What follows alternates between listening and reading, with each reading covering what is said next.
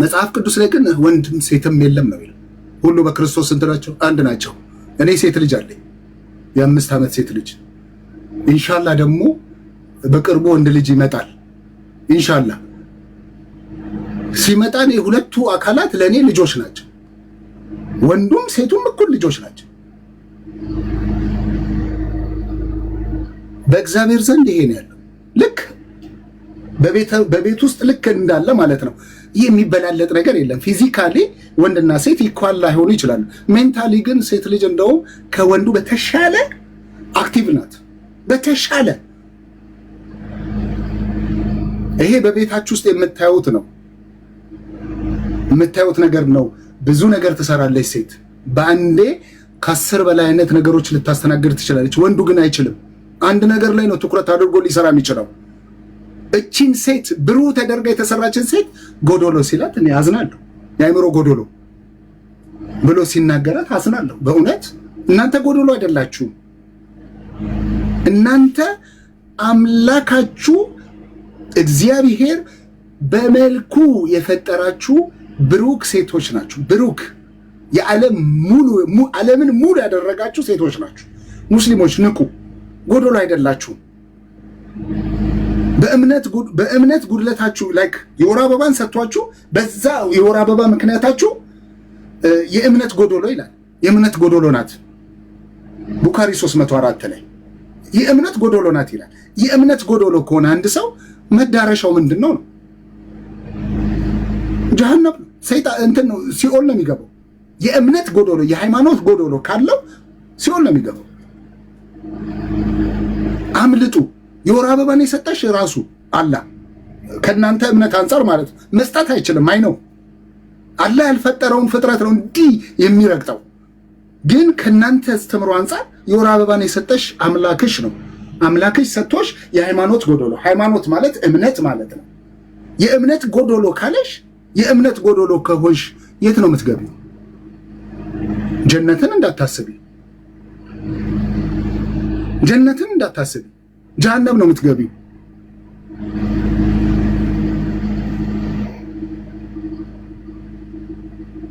ስለዚህ ሴቶች ፕሊዝ። ብሩኬ አይመንን ታውቃለህ? አስተዋውቅክ በዛው ከእስልምና የመጣ ወንድማችን ነው። ፈትዋ መስጠት ስለሚችል ከሱ ጋር አብራችሁ ናችሁ፣ ተባበሩ። እንዴት ነህ አይመንዬ? ሰላም ነው ነው። እንዴት ናችሁ? እግዚአብሔር ይመስገን። ያ ብሩኬን ታውቀዋለህ ብዬ አስባለሁ። አይመን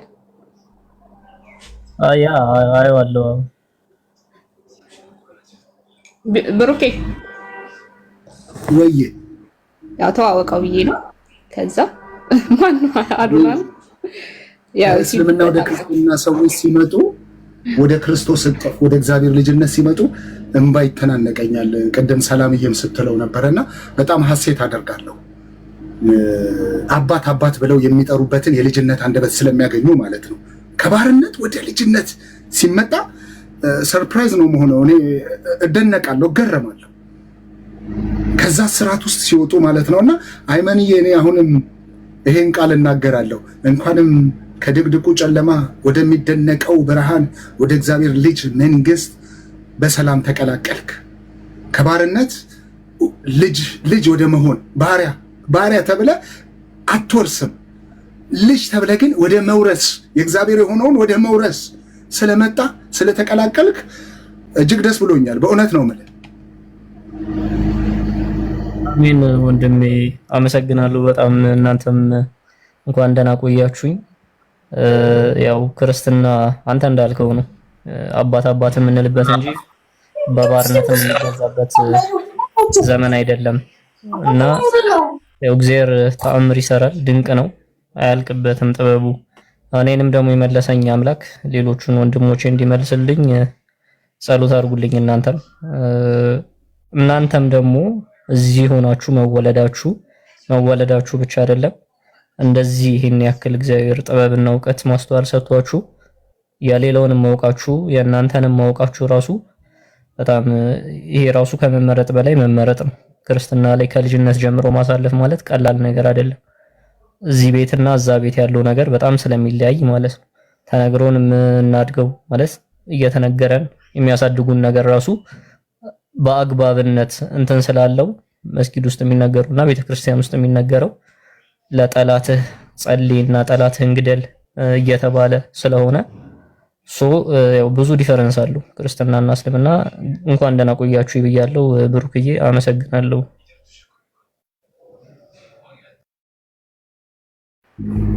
አሜን አሜን አሜን። እኔ እንኳን ደህና መጣ። ዘመኑ እንግዲህ ይሄ አሁን ያለንበት ዘመን ወንድሞችህን እህቶችህን እናትና አባትህን የምታስመልጥበት እንዲሁም ደግሞ አጎት ያሉትን የሰፈር ጓደኞችን የምታስመልጥበት ዘመን እንዲሆን በክርስቶስ ስም በአምላካችንና በመድኃኒታችን ስም እባርካለሁ። በቃ የእግዚአብሔር መንፈስ ቅዱስ እርዳታ እንዳይለይህ፣ ሞገስ እውቀት እንዲሆንልህ፣ በቃ እሱ ድፍረት እንዲሆንልህ፣ ብርታት እንዲሆንልህ እጸልያለሁ። ሌላው መችለው ይሄ ነው እና አንዳንድ ነገሮች ብሩክዬ በዛው ልንገርክ፣ ዲያቆን ነው ጋየህ አይደል? ቢከም ዲያቆን ያ ተምሮ ከዛ በስራ ከተማረ በኋላ ነው ዲያቆን የሆነውና ዲያቆን ወንድማችን ነው። እንደ ማንኛውም እንደ ክርስትናም በስርዓት ተምሮ ገዳማት ሂዶ በግዕዝ ተምሮ ዲያቆን የሆነ ወንድማችን ነውና አንዳንዴ የተሰጠንን አናውቀውም። እኛ በክርስትና ላይ ሆነን ብዙም ያላወቅነውን እሱ ግን ከእስልምና መጥቶ እኔ ቤት ከፍቶ ያስተምር ነበር። በነገራችን ላይ አሁን እንትን ስላልተመቸው ነው እንጂ መልካም ወንድማችን ነው፣ ዲያቆንም ነው። ዋው እግዚአብሔር ይባረክ። ደስ የሚል ነገር ነው። እንደዚህ አይነት ነገር ሲሰማ ደስ ይላል። ለብዙዎች ብርሃኑን የሚመለከቱበት ሰውም ትሆናለህ ብዬ አምናለሁ። ደግሞ የሚያደርግ እግዚአብሔር አምላክ ያንን ነው የምለው። እስኪ አንዳንድ ጥያቄዎች አሉኝና በዛ ሀሳብ ላይ ዲስከስ ብናደርግ ደስ ይለኛል። በእስልምናው ላይ አሜን። ኦኬ እሺ እሺ። ሐዲሶችን ሳነብ ለሰይጣን አልጋ ማንጠፍ የሚባል ነገር አለና ይሄ ሰሂህ ቡኻሪ ላይም አለ፣ ሰሂህ ሙስሊም ላይ አለ፣ ሐዲሶች በርካታ ሐዲሶች ላይ አለ። ለሰይጣን አልጋ እንደሚነጠፍ ይናገራል፣ አንድ አልጋ እንደሚዘጋጅ። ከዛን አንዳንድ ነገሮች አያይዤ ደግሞ መጠየቅ ነገር አለኝ። እንዴት ታየዋለህ ይሄንን? ኦኬ ባይዘዌ ማንጠፍ ብቻ ሳይሆን አንድ ሐዲስ ላይ ነው ከዚህ በፊት መስጊድ ላይ ነበር የሰማሁትኝና ሳዩ መጽሐፍ ላይ በቃ አረጋገጥኩ። ማለት ብዙ ጊዜ ጥያቄ ሆኖብኝ ነበር እና እጠይቀው ነበር። ወንድሜ እንዲህ ሐፊዝ ነውና እሱ ራሱ ተምሯል ቁርአን ሂፍስ ተምሮ እንትን ብሎ የጨረሰ ነው፣ ሼህ ነው ወንድሜ። እጠይቀው ነበር ብዙ ጊዜና እንዲህ አይነት ጥያቄ እኮ ብዙ ጊዜ አይጠየቅም፣ ወደ ምንፍቅና ያስኬዳል ነበር የሚለኝ። ማንጠፍ ብቻ ሳይሆን ኢቨን ቁርአንን ስቀራ ሰይጣን ይመጣል ጂኒ ይመጣል ተብሎም ይታመናል። እሱን አምጥቶ እንትን ማለት ብቻ ሳይሆን ልክ አንተ ቁርአን እየቀራህ ሳለ እሱ ራሱ ወደ አንተ ይመጣል። አንዳንድ አፈተረቶች አሉ የሚባሉ ምንድነው ይሄ መስጊድ ላይ ልክ አዛን ሲባል ምናምን ሰይጣን ተነስቶ በሮ ይሄዳል የሚባሉ አይነቶች ማለት ነው። ውሾቹ ደግሞ ይጮሃሉ ጂኒውን እያዩ የሚሉ አባባሎች አሉ። ያ አባባል ይሄኛው ግን ሪል እዛው መጽሐፉ ላይ አይ ቲንክ ሱረቱል ጂን ማለት ነው እዛ አስቀምጦታል በግልጽ አቀባበሉን ከአቀባበሉ ጀምሮ እንዴት እንደሚጠራ ከዛ ደግሞ አሁን አንተ እንዳልከው ይነጠፍለታል የሚለውም አለ። ይሄኛውም ደግሞ አለ አንተ ያልከው ማለት ነው። ባል አይደለም አይመንዬ በይዘወይ እንኳን ደህና መጣ። ሰላም እንደ አዲስ ድንግል ነው ዲቁናም ሊሾም ይችላል። ለምሳሌ አቡነ እጨጌ ዮሐንስ የመናዊ ሙስሊም ነበሩና ለምሳሌ አቡነ እጨጌ ዮሐንስ ደብረ ሊባኖስ ላይ ሁሉ ተሾመው ነበር። አቡነ እጨጌ ዮሐንስ ማለት የመናዊ ሙስሊም ነበሩ። በኋላ ክርስቲያን ሆነው የኢትዮጵያ ቤተክርስቲያን ያገለገሉ ትልቅ አባት ናቸው በነገራችን ላይና ምንድነው አንቀጽ አሜን የእምነት በር የሚል መጽሐፍ ጽፈው ብዙ አረበኛ ቅዱሳን መጽሐፍትን ወደ ግዕዝ ወደ አማርኛ በቋንቋ ደረጃ ብዙ እየሞገቱ ብዙዎችን ያሳመኑ የነበሩ አባት ናቸውና አንድ ሰው ከእስልምና ወደ ክርስትና ሲመጣ ልክ በ40 በ80 እንደተጠመቀ ትልልቅ ሆነው እንደሚጠመቅ ነው። ድንግል ነው በቃ በተክሊል ማግባት ይችላል፣ ዲቁና መሾም ይችላልና አንተም በቤቱ አሁን አንተ ከሶስቱ ማዕረገ ክህነት አንደኛው ላይ ነው ያለው። አንደኛው ዲቁና ነው፣ ቅስና፣ ከዛ ጵጵስና ነው ያለውና ወደዛ ማረከፍ እንዲያደርግህ ጸልይልሃለሁ፣ እግዚአብሔር ይርዳ። ይሄኛው አባባል አይደለም። ለምሳሌ አህያ ከጮኸ በአዳብሉ መፍረድ ብዙ ሐዲስ ላይ አህያ ከጮኸ ሴጣን አይቶ ነው ብሏል ሙሐመድ።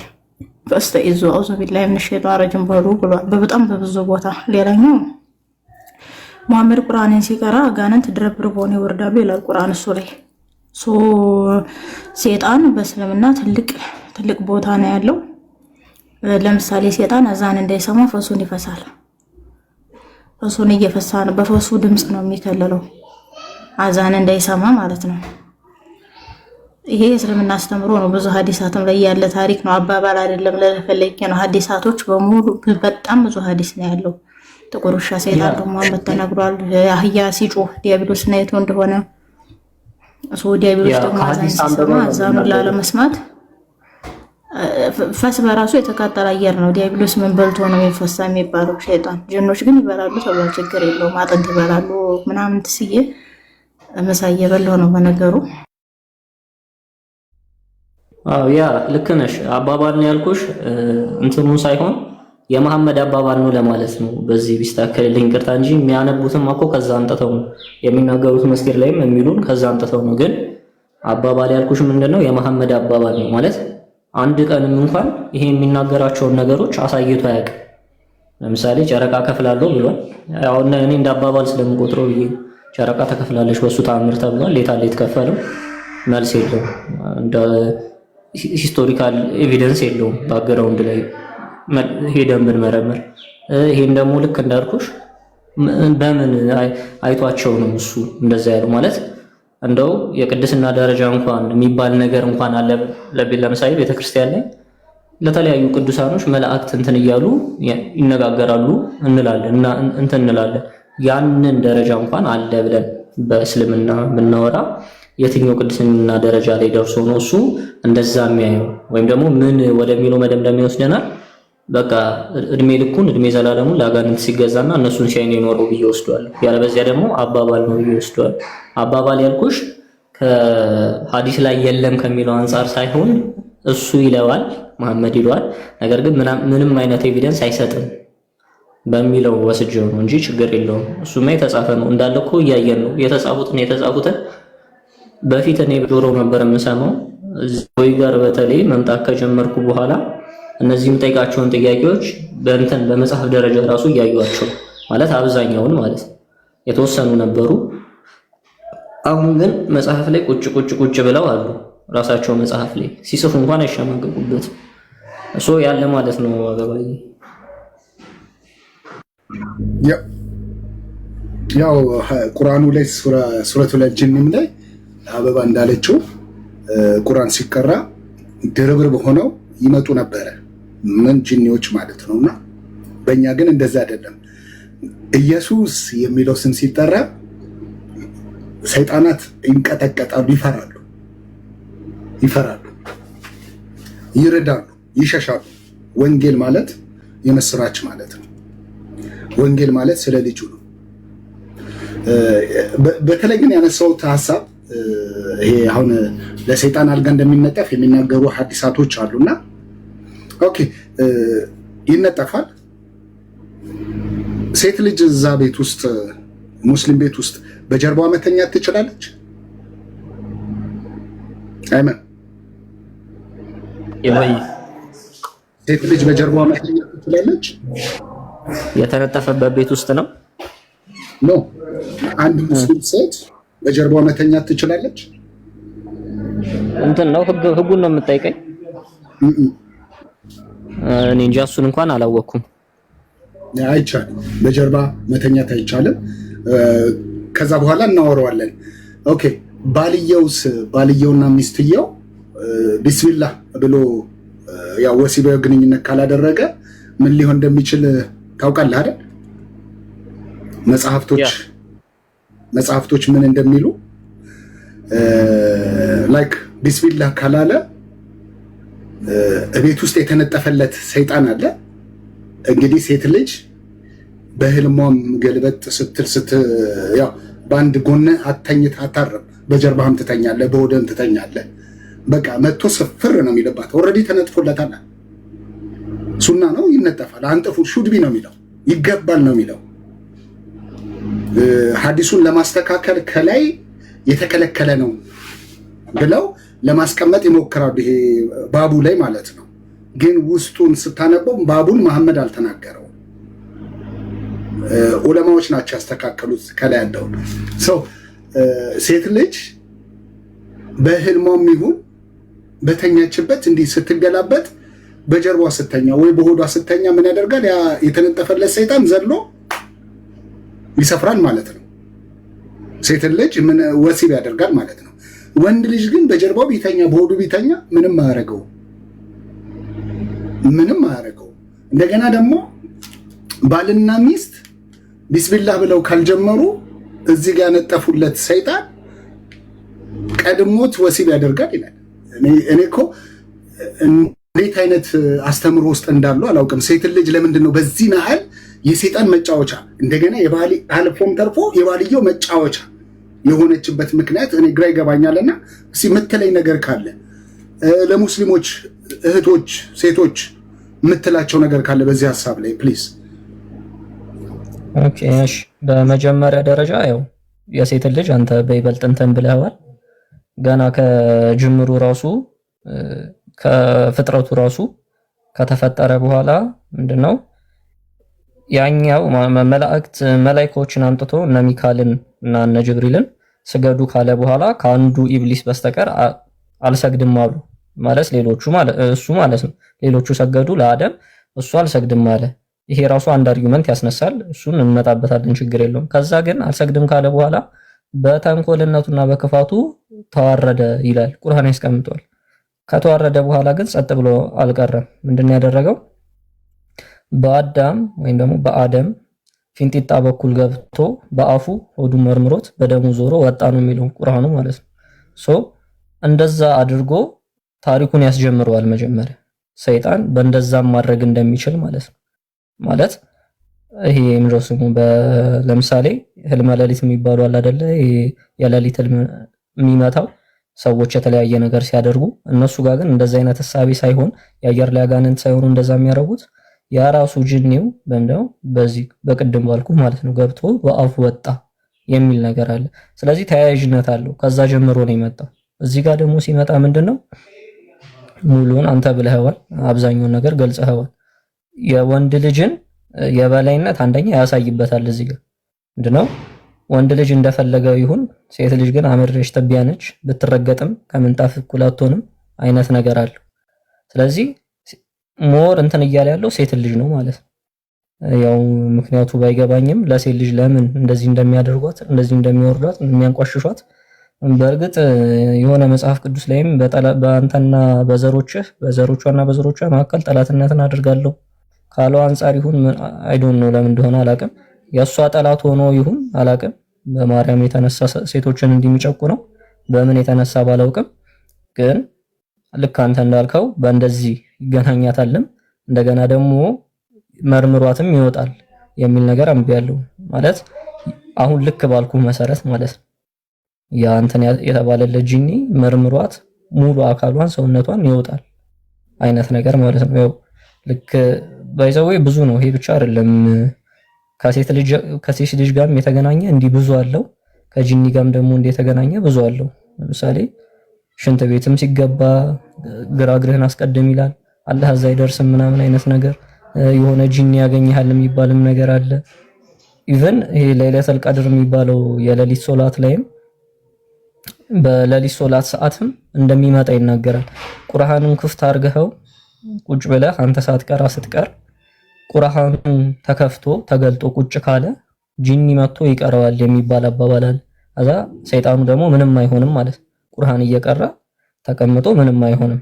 ያው እንደ ንጽጽር ያክል መጽሐፍ ቅዱስ ጋር አንድ ላይ አድርገን ስናስቀምጠው ምንድነው መጽሐፍ ቅዱስ መቼም እየተነበበ ወይም ደግሞ ሌላ ሊሆን ይችላል እነዚህ የቅዱሳን መጽሐፍት እየተነበቡ ጸጥ ብሎ የሚቀመጥ እንትን የለም፣ ሰይጣን የለም።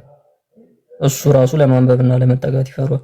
ይሄ ግን እያለ ያለው ምንድነው ሌላ ማለት ነው ሰላቱል ለይለቱል ቀድር ቁርአን የወረደበት ስለሆነ ሰላቱል ለይለት ያ ተሳስቼ ይሆናል አፌ ሰው ሰላቱን ላይ ለማለት ነው። ሶ መጥቶ በዛ ሰዓት ምንድነው ቁጭ ብሎ ይቀረዋል። ሶ ያሟል።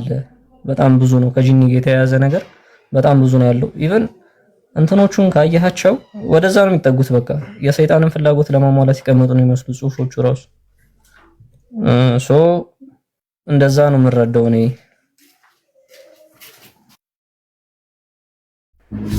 ያ ቴንክ ዩ ዋይመንዬ። ከምን አንጻር ነው ሴትን ልጅ እንደሚረግጠው ስትለኝ እኔ አንድ ነገር ብልጭ ብሎብኛል። እግዚአብሔር ሴትን ልጅ ስለሰራት ስለፈጠራት ፈጣሪዋ ስለሆነ ምን አድርጓል? እኩል ነው ማያት። እኩል ለወንዱ ህግ ሲያወጣ ለሴቷም እኩል የሆነ ህግ ነው የሚያወጣውና ያው ሙስሊሞች ብዙ ጊዜ የሚያነሱት ነገር የሴቷን ሐሳብ ነው። እንግዲህ ከሴት ልጅ አንጻር ሲነሳ የሴቷን ለብቻ ነው እንትን የሚያደርጉት። ከፍ ዝቅ ብለው ቢያነቡት ለወንዱም የተሰጠው እንዲሁ ለሴቷም ሲሰጥ ታየዋለህና መጽሐፍ ቅዱስ ላይ ስትመለከተው ኢኳል ነው። ለወንዱም ለሴቷም እኩል የሆነ እይታን ያለው እግዚአብሔር፣ ምክንያቱም ሰሪዋ ፈጣሪዋ ስለሆነ ማለት ነው። ቁርአን ላይ ግን እኔ ከላይ ታች እስከ አንብቤዋለሁ አማርኛ ትርጉሙን ሐዲስ ላይ ለመደገፍ ተፍሲር ላይ እንደገና ደግሞ ቁርአኑን ራሱ አረብኛው የማይለውን በቅንፍ ውስጥ በአማርኛ ለማስገባት የሞከሩት ነገር አለ። የሴት ልጅን አፈጣጠር ልክ አደምን እንዴት እንደፈጠረው ይናገራል። ከምን አድርጎ ከምን እንደሰራው አንዳንድ ቁርአን ክፍሎቹ በደንብ ይናገራሉ። ሴትን እንዴት እንደፈጠራት የሚናገር ነገር የለም ቁርአኑ ማለት ነው። ቁርአኑ ላይ ሊኖር ይገባል። ይሄ መሰረታዊ ሐሳብ ነው። ሊኖር ይገባል ሴት እንዴት እንደተፈጠረች። ስለዚህ ባልፈጠረው ነገር እኔ አሁን እንደዘነ ነገር ቢያደርግ አይደንቀኝም። ፈጣሪ ቢሆን አላህ የተባለው አካል ፈጣሪ ስላልሆነ የሴትን ልጅ ወንድንም ስላላስገኘ እንዳሻው እያደረገባት ነው ብዬ ነው ማምነው። ይሄ ነው የኔ ምልከታ። ከዚህ አንጻር ነው ሴትን እስቲ የፈጠረበትን አምጡ ስትላቸው ሱራ 2 ላይ ቁጥር 1 ላይ ያለውን ነገር ለማሳየት ይሞክራሉ። እኔ አልፈጠራትም ብዬ ነው ማምነው። ስለ ፍጥረቷ ማያወራም፣ እንዴት እንደተፈጠረችም ማያወራም ቁርአን። በሐዲስ በተፍሲር ይሄንን ሐሳብ ለማስቀመጥ ይሞክራሉ። በጥቅሉ ግን ያው እስልምናና ሰይጣን በጣም እንዴት የተቆራኙ ናቸው። ለምሳሌ ቁርአን ሲቀራ ማን ነው ደስ የሚለው? አይመንዬ ቁርአን ሲቀራ ማን ነው ደስ የሚለው? ሰዎች ደስ ይላቸዋል፣ ተጽፏል። በአንጻሩ ሱረቱል ጂን ላይ 1 እና 2 ላይ በደንብ ቁጭ ብሏል። እሱ ሰዎች ደስ ይላቸዋል ቁርአን ሲቀራ?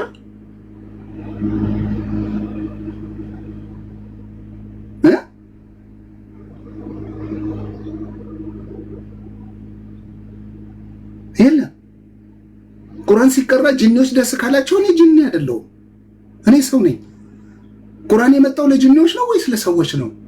ለሰይጣናት ነው ወይስ ለሰዎች ነው? አያችሁ፣ ከሰይጣናት ስለመጣ ይሄ ቁርአን የሚባለው በራሱ ማለት ነው ከሰይጣን ስለመጣ ሰይጣኖችን ደስ ያሰኛቸዋል። ምክንያቱም ከእግዚአብሔር የመጣውን ነገር ስለሚያስክድ ማለት ነው። አያችሁ፣ ከእግዚአብሔር የመጣው ያ አንድያ ልጁ ለዓለም እንዲህ ብሎ እንካችሁ ብሎ ስለሰጣ ያንን ስለሚያስክድ አላህ ልጅ የለውም አልተወለደም እያሉ ምስክርነት ስለሚሰጡ ደስ ሊላቸው ይገባል። ሰይጣኖች ከሰይጣን ነው አውቃሉ። መጽሐፍ ቅዱስ ግን ከእግዚአብሔር ነው። የእግዚአብሔር ቃል እንዲህ ሲል ወደ አብርሃም መጣ፣ የእግዚአብሔር ቃል እንዲህ ሲል ወደ ሙሴ መጣ፣ የእግዚአብሔር ቃል እንዲህ ሲል ወደ ነብዩ መጣ፣ ነብዩ ኢሳያስ ወደ ሕዝቅኤል ነብዩ ኢሳያስ እንዲህ መጣ እያለ ይናገራል። ያ የእግዚአብሔር ቃል በዘመን መጨረሻ ለአባቶች ለነቢያት ተናግሮ ስጋ ሆነ ተወለደ። ይህንን ነገር ዲናይ ስለሚያደርግ እንዴት ደስ ይለዋል? የክርስቶስ ተቃዋሚ ሆኖ ስላለ ማለት ነው። ስለዚህ እኔ ጂኒ አይደለሁም፣ ሙስሊሞች ጂኒ አይደላችሁም፣ ሰዎች ናችሁ። ቁርአን ሲነበብ እናንተን ደስ ይላቸዋል ተብሎ ካልተጻፈ ደስ የሚላቸው በአንጻሩ እነማን ናቸው? ጂኒዎች ናቸው። ስለዚህ ከዛ ውስጥ እንድትወጡ እኛ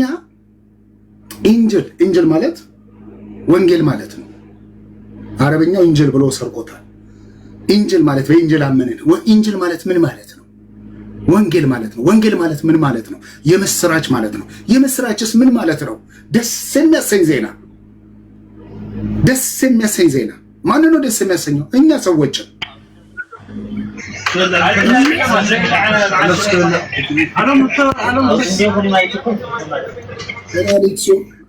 ጫጫታ መንደር ውስጥ ነን እና ደስ የሚያሰኝ ዜና ለማን ነው? ደስ የሚያሰኝ ዜና ለእኛ ለሰዎች፣ ለሰው ልጆች። ምን ማለት ኢንጅል ማለት ደስ የሚያሰኝ ዜና ማለት ነው። መልካም ዜና ለማ ለሰዎች። ስለዚህ ስለ ኢንጅል ሲሰሙ ሰዎች ደስ ይላቸዋል። በተቃራኒ ደግሞ ቁርአን ሲሰሙ ሰይጣናት ነው ደስ የሚላቸው። እንዲህ በጣም የተለያየ ዓለም ነው። ኢንጅል ደግሞ ስለ ልጁ ነው። ስለ ልጁ ማን ነው? ኢየሱስ ክርስቶስ። እንዲህ በንጽጽር ስታዩት እንደ what's going on ሙስሊሞች what's going on? እንዴ ምን እያመለካችሁ ነው? ምን እየተከተላችሁ ነው? እወቁት። ኢንጅል ማለት ደስ የሚያሰኝ ዜና ነው። ደስ የሚያሰኘው ሰዎችን ነው፣ እኛ ሰዎችን፣ ስጋ ለባሾችን ነው እንጂ ጂኒዎችን አይደለም። ለጂኒዎችማ በቃ የእግዚአብሔር ልጅ ልታጠፋን መጣ፣ አንተ ማን እንደሆንክ እናውቃለን ያሉት። ምን ኢንጅሉን ማለት ነው። ስለ ኢንጅሉ ሲወራ የእግዚአብሔር ልጅ ታጥፋን ነው ያሉት። አታጥፋን፣ ማን እንደሆንክ እናውቃለን፣ እባክህን ጊዜያችን እያሉ ሲማጸኑት ትመለከታላችሁ። እነማን? እነዛ አጋንንቶች ማለት ነው፣ በሰው ላይ ያደሩ አጋንንቶች እባክህ አታጥፋን እያሉ። በአንጻሩ ደግሞ ቁርአን ደግሞ ሲነበብ ደስ የሚላቸው እነማን ናቸው? እነዚህ አጋንንቶች ናቸው። እነዚህን ሁለቱን ነገሮች በደንብ ይዩት። እኔ ሙስሊሞች ጠይቄያቸው አልመለሳችሁልኝም። ይሄን ሐሳብ አንስቸው። ሰላም ወንድማችን፣ እንዴት ናችሁ? ሁላችሁም ቤተሰብ ሐሜት ላይ ደርሼ ነው። ጂኒዎች ናቸው ቁርአን ላይ የሚደሰቱት ብለሃል። ማስረጃ አለ? አብዱል ፈተና ደህና ነህ? አለን አልሐምዱሊላህ። እንዴት ነው? እኛ ቁርአን ስንቀራ እኮ ቴምር ሁሉ ያለቅሳል። ምን ማለት ነው? ጂኒዎች ናቸው ማለት ነው። ማስረጃ አለ ወይስ ሐሜት ነው? እኔ ቴምር ነኝ። አይ እንኳን ሰው ቴምር ሁላ ዛፎቹ ያለቅሳሉ። እኛ ቁርአን ስንቀራ እኔ ዛፍ አይደለሁም፣ እኔ ሰው ነኝ። እኔ ነኝ ላለቅስ የሚገባው እኮ። እንኳን ሰዎች እኮ ነው ያልኩት እኔ። ኢናዲሽን ከሰው አልፎ ሰው ቀርቶ ዛፎችም ያለቅሳሉ፣ ላሞችም ያለቅሳሉ፣ ፈረሶች ያለቅሳሉ፣ ግመሎች ያለቅሳሉ።